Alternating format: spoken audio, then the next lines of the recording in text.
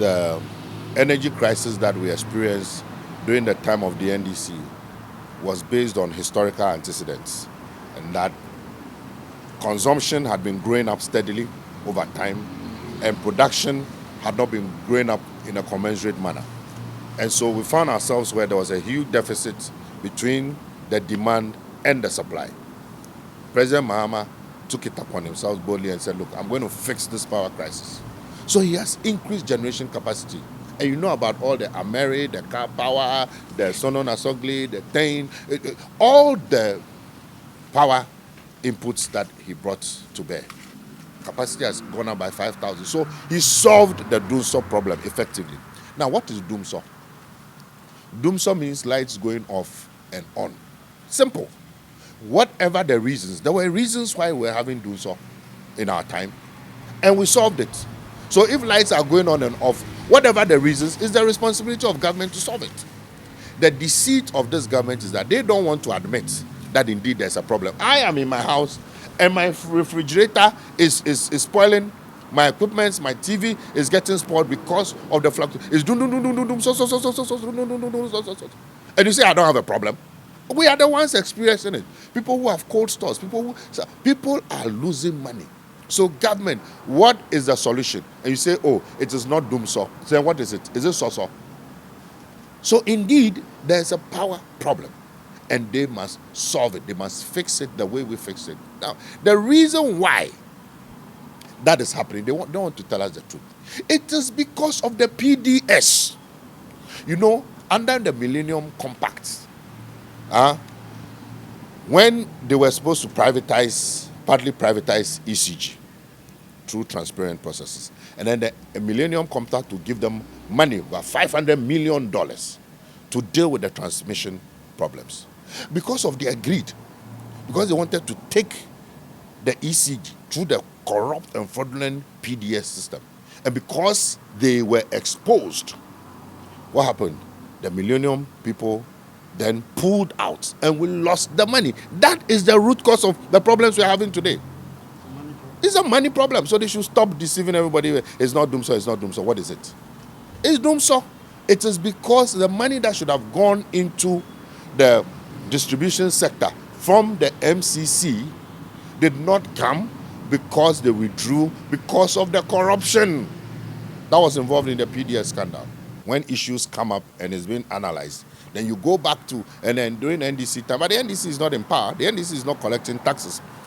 It was because people felt that they needed better governance, that they voted out the NDC and brought in the MPP. Now, if the MPP is going back to doing worse than the NDC, you cannot say they are the same. Now, for example, May 2014, you recall, there were challenges in the economy and all that. And what was the response of the NDC government?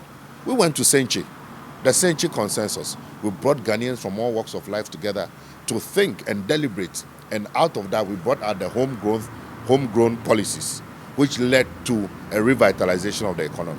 And the MPP, people are complaining about high cost of living, taxes, and all that. And what is the response? You say we should fix ourselves. Really? When you were campaigning and making the promises, you didn't know that people needed to fix themselves. So definitely we are not the same. The NDC, we've told you, from Kwame Nkrumah to President John Mahama, the total amount of loans that we took was 120 billion put together. We have schools to show for it, SHS buildings all over the country, and those are massive schools. We have hospitals to show for it, major hospitals. We have roads to show for it. We have water facilities to show for it. We have airports to show for it. So many power. We solved the power problem, and we've increased the capacity to 5,000 megawatts. These are tangible things that we have done. MPP, within this short time, as I said, they've borrowed over 171 billion with nothing to show for it. Their flagship program, Free SHS, is in a mess and it's collapsing. So we are not the same. You talk about human rights and tolerance. Under the NDC, what happened? People were able to speak their minds freely. The Manasses of this world, the Kweku Bakons, the Captain Smarts of this world, people spoke freely. Today, under MPP, our friends in the media, when we ask them, why is it that we don't see you being as articulate and forthright as you used to be during the time of the NDC? They say we are scared. Because Ahmed Swale was murdered, Afriyie Adeti has been attacked. Manasseh had to go into exile. Journalists have been beaten recently. Our own friend David Tamaklo was bungled by so-called national security operatives.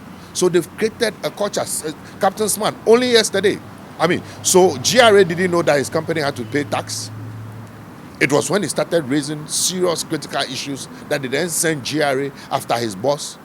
You cannot build a society like this. So you have an MPP that talks. They are very good in talking, and they have little to show for it in doing. We do a lot of doing. I was going through the achievements of the NDC, and I said, wow, we've done a lot of disservice to ourselves. Sector by sector. Even if you look at the history of this country, going back to the PNDC and then even the Fourth Republic, and you look at the kinds of things that we have done. We are the ones who developed the country. Every major infrastructure in this country, it is the NDC.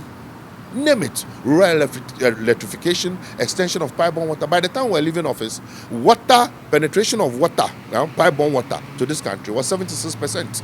Since this government came to power, they haven't increased it it's even going down.